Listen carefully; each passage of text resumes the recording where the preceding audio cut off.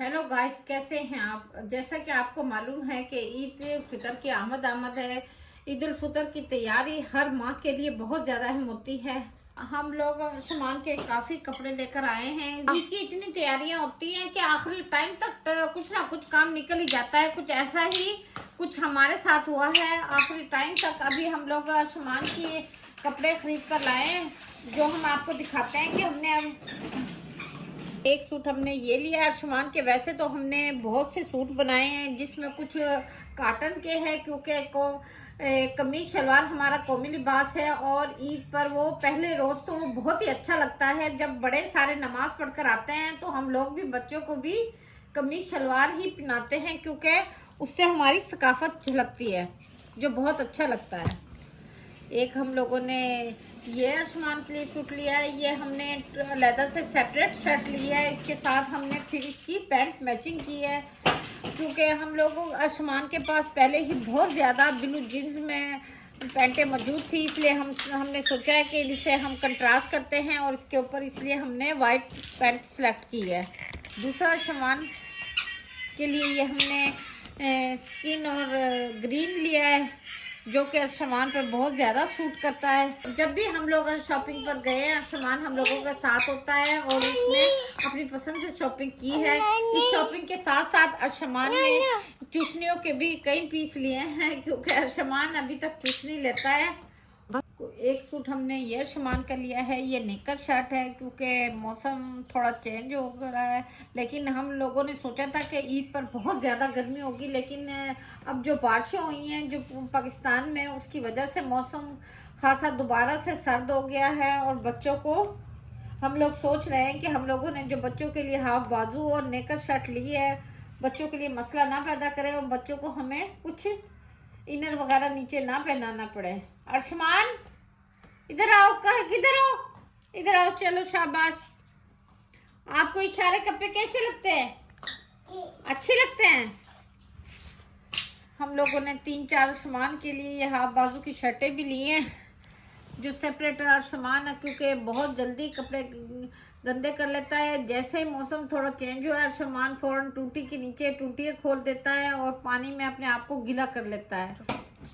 ये हम लोगों ने सामान के भाई के लिए कुर्ता शलवार तैयार कराए हैं, लेकिन दर्जी ने इतना लेट किया है कि उन्होंने अनकम्प्लीट ही हम लोगों को दे दिया। हमने इसके अंदर शीशे ऐड करने थे, लेकिन इस टाइम कोई भी शीशे लगाने को तैयार नहीं है, तो हम लोगों ने सोचा है कि इसमें रेडीमेड ही बने बनाए शीशे लगा लेते हैं। और इसके साथ ही हमने सामान उसके भाई के लिए ये कैप भी तैयार कराई है स्पेशल, ताकि जब आसमान के बाबा नमाज पढ़कर आए तो आसमान भी उनके साथ नमाज अदा करे। आज मैं आपको बताऊंगी कि इससे पहले जो बच्चों के लिए 5 काम ज़रूरी है वो आपको ज़रूर करने चाहिए, ताकि आप ईद पे मज़ीद परेशानी से बच सकें। सबसे पहला काम तो ये है कि बच्चों के कपड़े हम टाइम से पहले, एक दिन पहले ही इस्त्री वगैरह प्रेस कर लें, ताकि हमें टाइम पर ना करने पड़े। पहले हम बच्चों के कपड़े प्रेस करते हैं, ताकि हमें सुबह के टाइम नमाज के टाइम पर मज़ीद परेशानी ना उठानी पड़े और बच्चों को कपड़े जल्दी से वो पहन सके और आसानी के साथ अपने बाबा के साथ नमाज शेयर कर सके। ये हम लोगों ने बच्चों के कपड़े इस्त्री कर लिए हैं तकरीबन। ये और सामान का हम लोगों ने स्पेशल नमाज के लिए वाइट सूट बनाया है। तकरीबन हम लोगों का ये काम कंप्लीट हो गया है। अब हम दूसरे काम की तरफ आते हैं। हम लोगों ने तकरीबन सामान के तमाम कपड़े प्रेस कर लिए हैं। अब हम लोग इसको अलमारी में हैंग कर देते हैं। ये काम तो हम लोगों का कंप्लीट हो गया है। अब हम लोग आते हैं दूसरे काम की तरफ, जो कि हमारे लिए बहुत ज़रूरी है। दूसरा अहम काम जो कि बहुत ज़्यादा ज़रूरी है वो है कि शूज़ हम लोगों ने वक्त से पहले अपने वो शूज़ रेक में लगाने हैं। ऐसा ही हम करते हैं कि अरशमान के सारे शूज़ जो कि अरशमान ने ईद पे पहनने हैं वो हम रेक में लगा लेते हैं, ताकि हमें टाइम पे इधर उधर भागना नहीं पड़े। अरशमान के साथ साथ हम लोगों ने अरशमान के बाबा के और अपने जूते भी रेक में लगा देते हैं। अरशमान, तीसरा अहम काम जो बच्चों की बॉडी से मुंसलिक है वो है बच्चों की स्किन का ख्याल रखना। बच्चों को हम अच्छी तरह फेस वॉश वगैरह, जो बेबी फेस वॉश होता है उससे चेहरा वगैरह साफ करें। उसके बाद बच्चों के नाखून वगैरह जो अक्सर बच्चों के बढ़ जाते हैं, जो हम लोगों को अक्सर याद भी नहीं रहता कि बच्चों के नाखून बड़े होते हैं, वो नाखून वगैरह तराशे। आसमान के भी काफ़ी नेल बड़े हुए हैं तो हम लोग इसको तराशते हैं, इसलिए मैंने नेल कटर ले लिया है। आसमान बहुत ज़्यादा रोता है, लेकिन जब ईद के दिनों में ये ईद से पहले ये काम बहुत ज़रूरी है कि हम बच्चे की बॉडी को अच्छी तरह क्लीन करें। अहम काम जो कि ये है कि हमने पूरे घर को क्लीन करना है और अच्छी तरह डस्टिंग साफ़ करनी है। जैसे कि फ्रिज आ गए, अलमारियाँ आ गई, दरवाजे आ गए, जो कि हम तकरीबन कई अरसे तक ठीक तरह से सफाई नहीं करते, लेकिन ईद के दिनों में हमें ये ज़रूर सफाई करनी चाहिए, क्योंकि ईद पे सब कुछ अच्छा लगता है, सब कुछ साफ़ सुथरा, बहुत अच्छा माहौल लगता है। तो हम लोग ये ऐसे ही करते हैं कि ये फ्रिज वगैरह की सफाई कर देते हैं अच्छी तरह।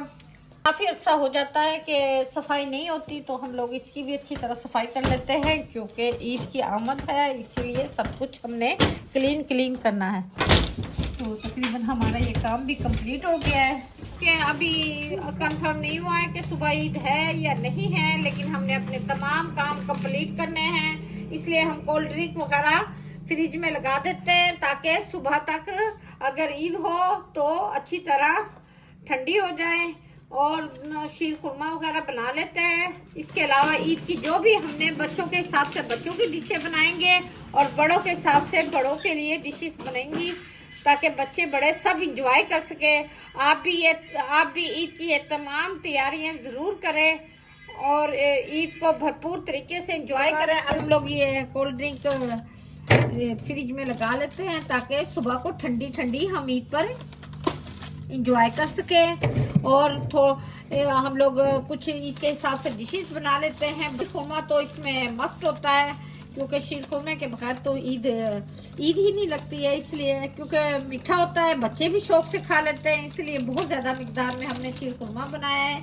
इसके साथ हमने शामी वगैरह बनाकर फ्रिज में लगा दिए हैं, ताकि हमें ईद पे हम अच्छी तरह एंजॉय कर सकें। खान की तरफ से सबको एडवांस ईद मुबारक। इस व्लॉग को हम यहीं पर ऐड करते हैं। ओके, अल्लाह हाफ़िज़।